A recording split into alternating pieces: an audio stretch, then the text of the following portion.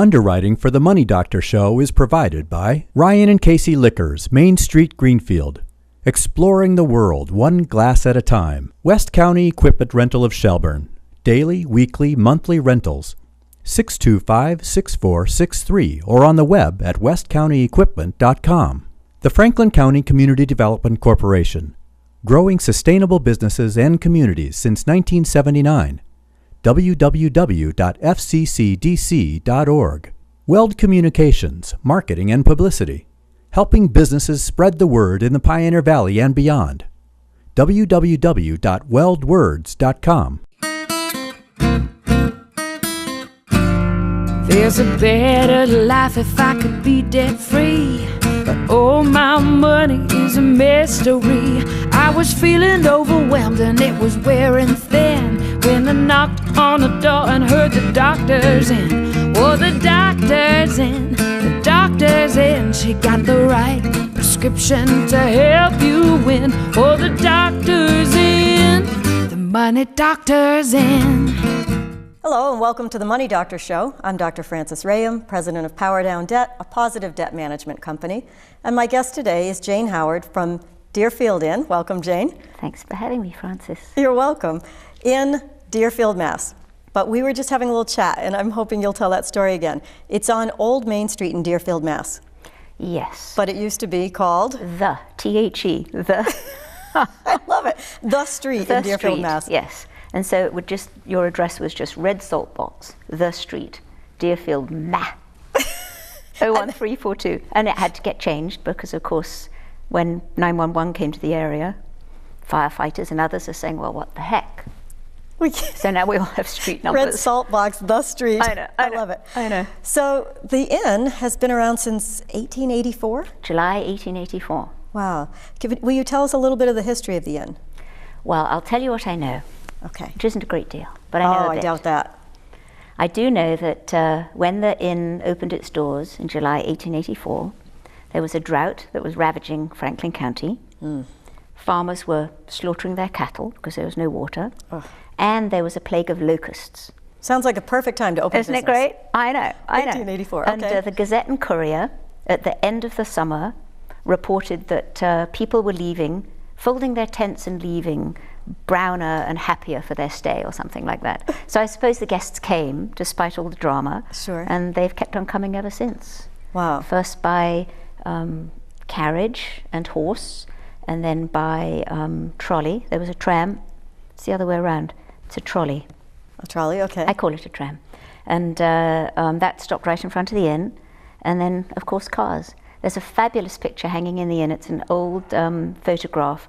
And it shows the stables at the back and the carriage house to the side, which are now guest rooms. Yes. And you can see horses and carriages at the back, sort of slightly fuzzy, because I think you had to stand for so long to get a good exposure. Yes. And then in front, these delightful cars, like little sort of 1910 cars. Oh, isn't that cool? It's very dear. I know. Where does the photo hang in the inn? I've got all those photographs in our newly restored restaurant. Because I think it's so fun to see that continuum of history. Yeah. And there's a lot of good documentary, lots of pictures that I've got off eBay, and lots of things that I've been able to photograph from the libraries and frame them and put them around. It's so fun to see where something was and to see where it's going to be. Isn't that a funny twist, that you're finding the history of this great old Americana inn on the internet? You know, it just really comes right into the future. You're Googling wacky stuff like old dining room or Deerfield Old Street, and you come up with all sorts of things. Really? And you look at it and you say, I know that place. I recognize it absolutely immediately. It's wonderful. The world is getting smaller and smaller, of course, and you mentioned trolley and tram and said, I call it tram. So, of course, your accent is lovely, and I wanted to ask you where you're from originally. I was born in India. You were born in India? I was, and then we went to Paris, and then Hong Kong, and so I suppose I'm the last of the colonials. And when my father retired, we lived in Surrey, county of Surrey, south of London. Yeah. And I came over here 31 years ago to the publishing house I was with acquired St. Martin's Press. Really? In the Flatiron building. And they wanted somebody to supervise. It seems hard to believe, but in those days things had to be camera ready. Yes. And you had a red marker, you know, you'd mark stuff up. It's wild. It's come a long way. Yeah. But what I found one of the reasons why I stayed, I only had a year to do this, to get things in order.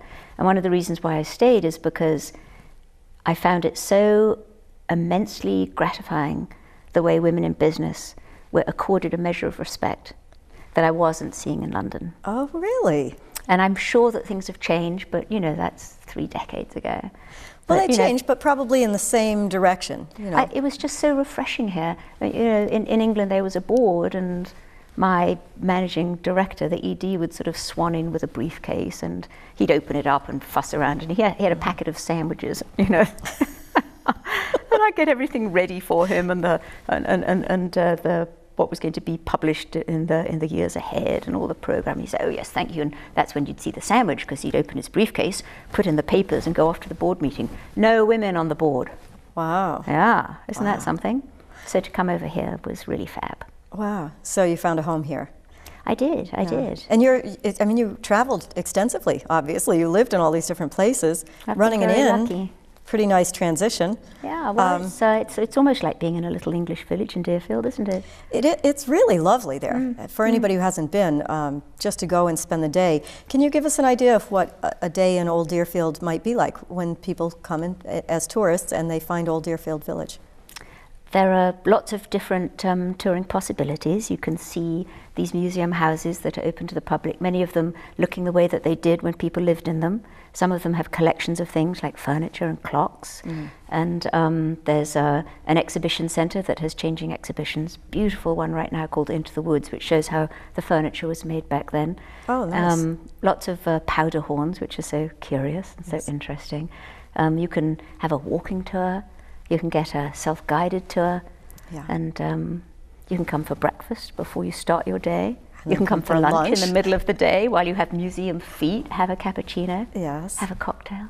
Yes. And then you can come back at the end of the day and have fish and chips before you go home. Perfect. All about the food and the drink. And it's the village itself is actually laid out according to an English town plan, a measured mile with houses on either side leading down to the river. And the river is why we were flooded. The river is why you were flooded. And we, of course, have to talk about the flood. But I loved getting that sort of background. And I didn't know that it was designed in that way, under as a guideline from the English with the measured mile and the houses on either side. Oh, yes, and that's what I understand. And also you are asking about the inn. It is actually an original historic inn. And there are only 6 in New England, places that were built as inns. Wow. And are still standing as inns. And I think that's one of the reasons why it was so important to the trustees of the building that they keep that continuum of history. Yes. It survived so much. Yes. The drought, the locusts, the great flood of 38, was it? When people were paddling around in their boats. And there's another flood, and it's a grand old building. It really is incredible what you've done. I was there the other day and I got a little tour of the... So sweet, thank you. It's amazing. You've managed to bring it back from a flood, and if people don't know this, and very often local people are missing the local story, oddly enough, it's a friend of mine the other day said it's like, ask any New Yorker, have they been to the Bronx Zoo? No, they haven't been to the Bronx Zoo. If you're local and you haven't been to the Deerfield Inn, you're missing something. The entire area is eye candy for any historian. I mean, just walking through it on a beautiful spring day like this it's really just a treat to wind your clock backwards a little bit. It's a lovely way to describe it. It is. It's like, 4 miles away, 3 miles from Greenfield, and 300 years back in time, which is really delightful. Yeah, farms and beautiful homes, and shut your cell phone off and go to Old Deerfield for a while. So let's talk about the flood. As depressing as it might be, I think you've really made a phoenix from the ashes here, and you're open again. We are. Bigger and better. I think it's called the down low or the low down. What is it? The low down? The down low. We're just sort of keeping it very soft and simple, because no sort of big fanfare about opening, because there are so many kinks always to be ironed out, aren't there? And today was our second breakfast, and every day we're getting a little bit better, trying to find how our best practices and procedures. Yes, the flood, August 28th. August 28th of 2011. Was it really 2011 already? Oh my gosh. Yeah. And it just, in about 45 minutes, there was 5 feet of water swirling through the building. Yeah. And forceful water, really forceful, filthy, very damaging, nasty water. Yeah. Not even, it's more sludge almost more than water. And the residue was almost like TRG, but with the delightful addition of fish and sewerage. I know, it was really, chunky, rotten fish and sewage, great, just what you wanted in inn. And of course everything, it swept through the terrace and the first floor of the carriage house, and what happened downstairs affected upstairs more than anyone could have imagined. Right. I was there right after the water had been mitigated, but the damage was still there. And it was unthinkable to me that you could process this and come back. And having been there just the other day, I can tell anybody, there isn't even a hint, not even a hint of smell that anything ever happened or a sign that anything ever happened. It's amazing. I can show you when you next come. If you go down around by the stables, there's the mark which shows the height that the water was at its worst. And then higher than that is the flood from 38. Wow. So I can't imagine what that one would have been like.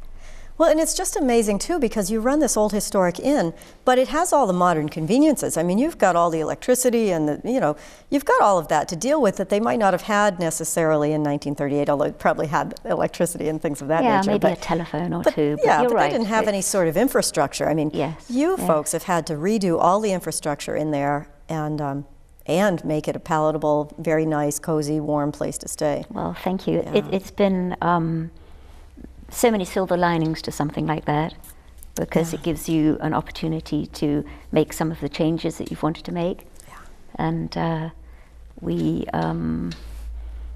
have a chance to rewrite, and that's always very nice. It's interesting that you said rewrite, because the question I had in mind at this moment is, as you walk into the entry, there is a quote on the wall. Isn't that lovely? It was not there before. No. And I love the new colors, by the way. Very soft, perfect colonial colors, beautiful. Tell me about the quote. George Sheldon wrote a history of Deerfield. Yes. First 50 years, lived to a great age for those days.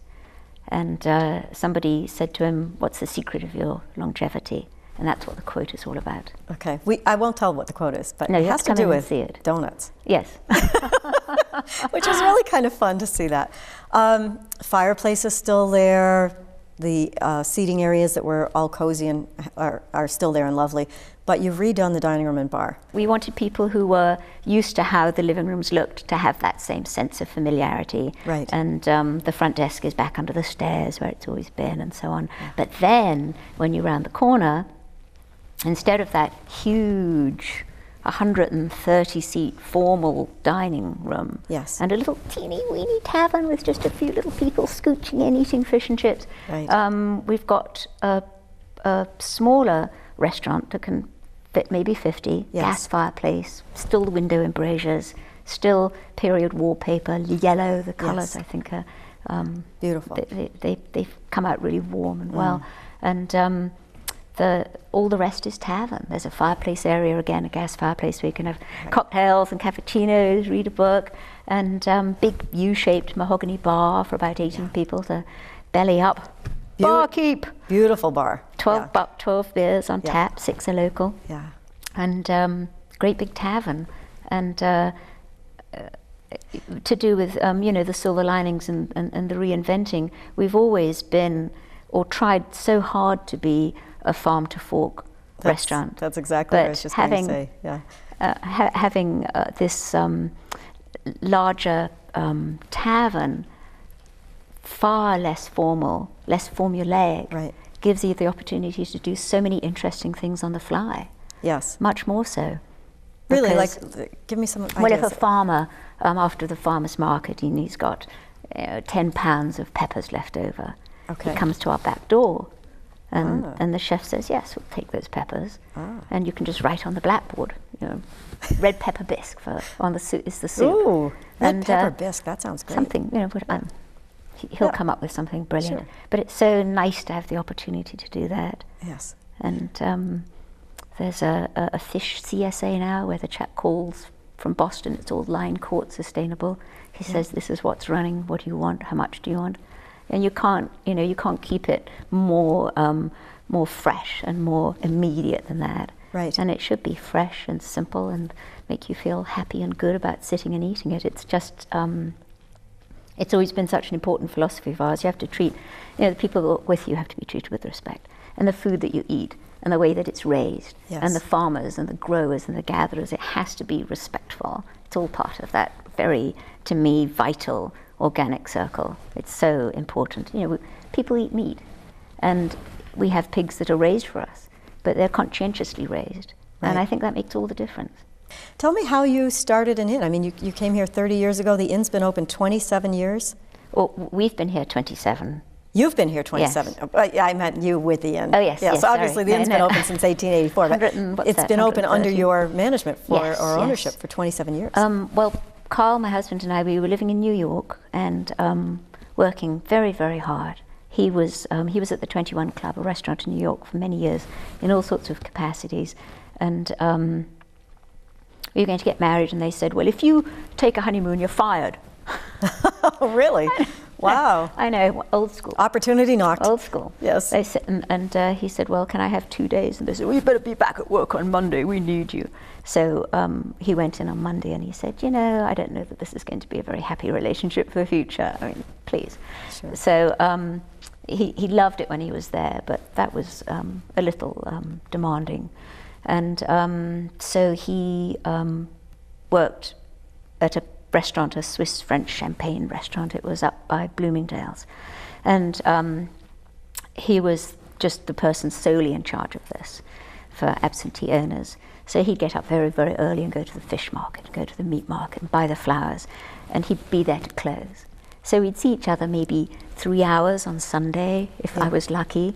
And the harder he worked, the more I worked. And I got lots of freelance work and copy editing and proofing and translation and all kinds of jobs. And in the paper, we had a Sunday off, and we're reading the Sunday Times, and it announced that you could go to, there was an inn in Pennsylvania. They were having a seminar on how to own and operate a country inn. Oh, interesting. And we thought, you have your life one time through. Yes. And to lead a life with somebody that you love and you never see each other and you're just working all the time. Right. And there's no quality to it. It didn't make sense. So we went to the seminar, and the people that were running the seminar, we got on very well with them.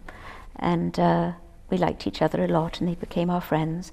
And not long after, Historic Deerfield was looking for people to come in and take care of their property. It was in a parlous state, and they were losing money hand over fist, and they were going to give it one more shot.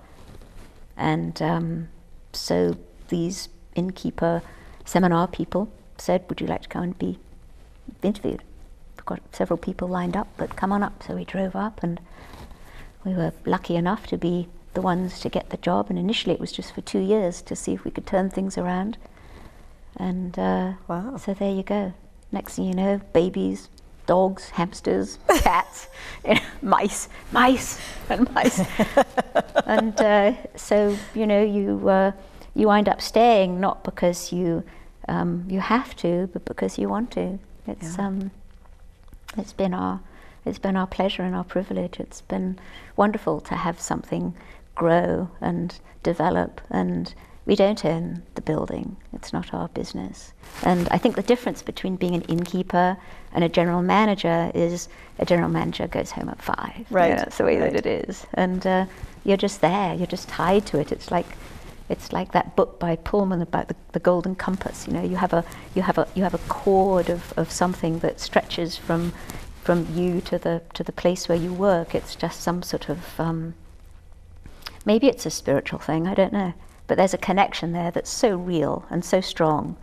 And for us, seeing everything that contributes to that be back in the inn with love and laughter and people, it's just got back some sort of spirit that was so empty You'd go in when it was closed and see what work had been done through the day, and it felt dead. It when did. It was closed. Our It little really ghosts had fled. Nothing was there. It was just cold.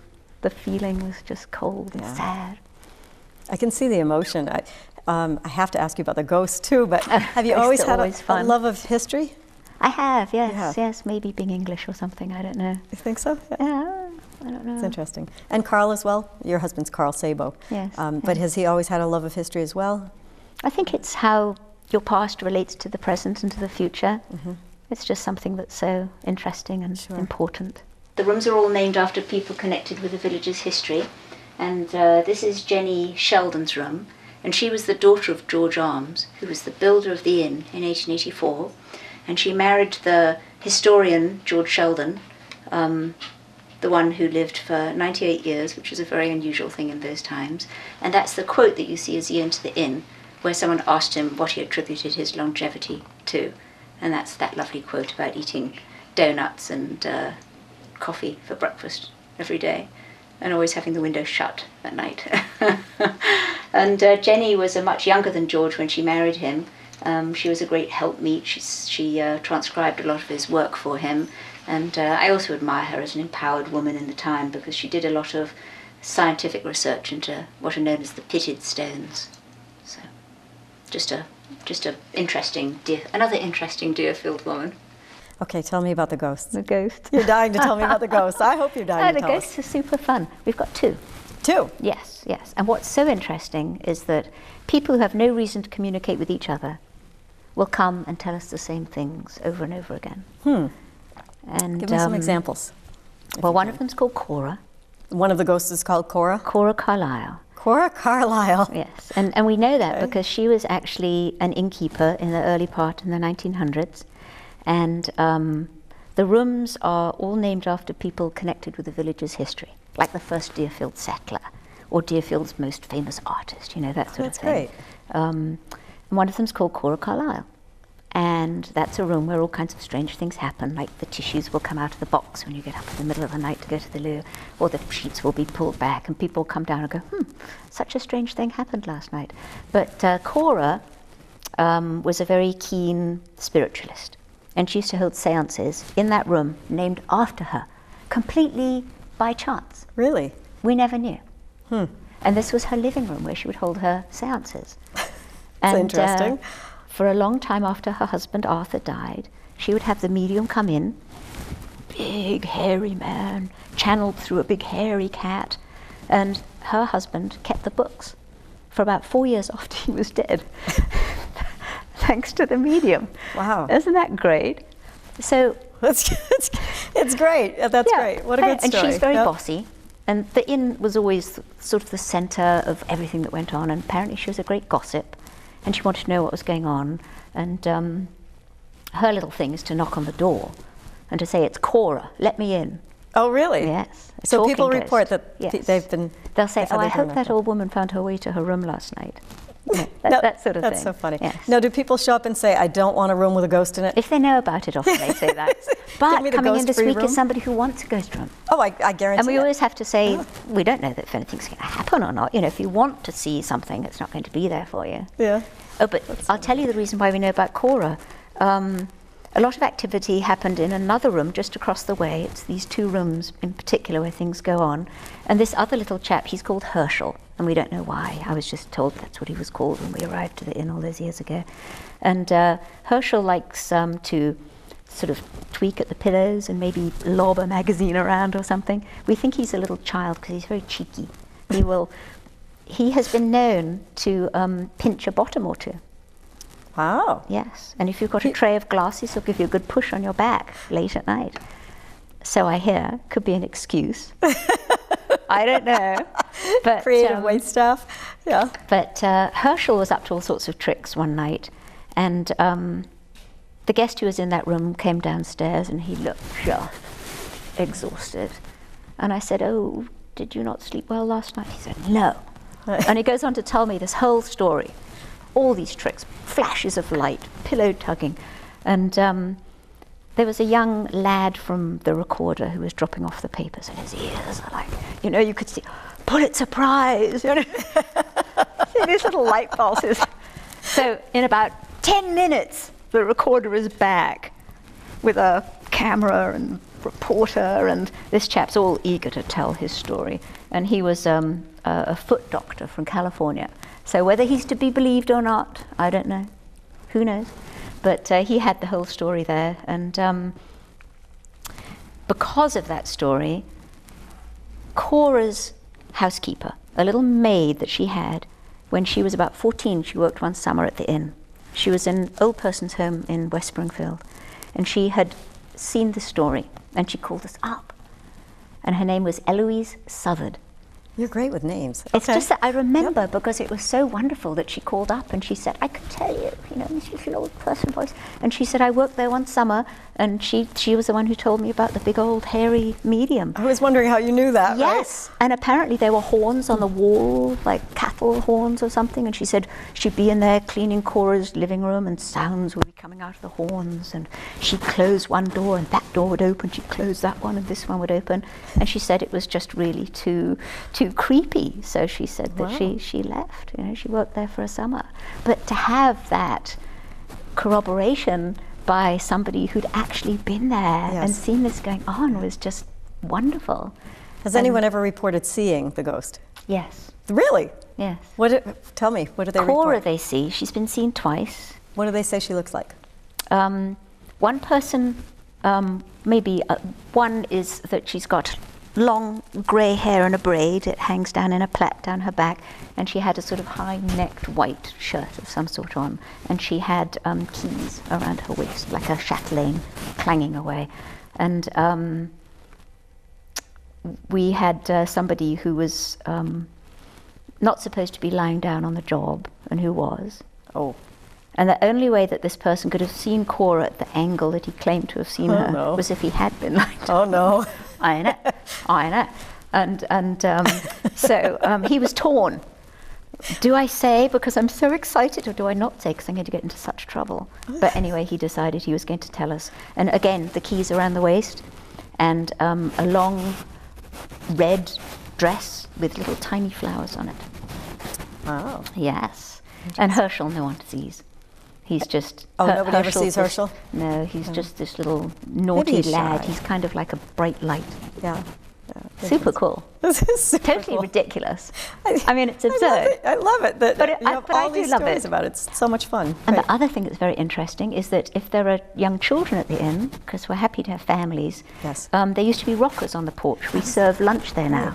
But the rockers were on the porch, and if there were children in the house on a perfectly still day, one rocker would go back and forth. You know how little children, they swing back and then they push off with their feet. They just get this maximum swing going.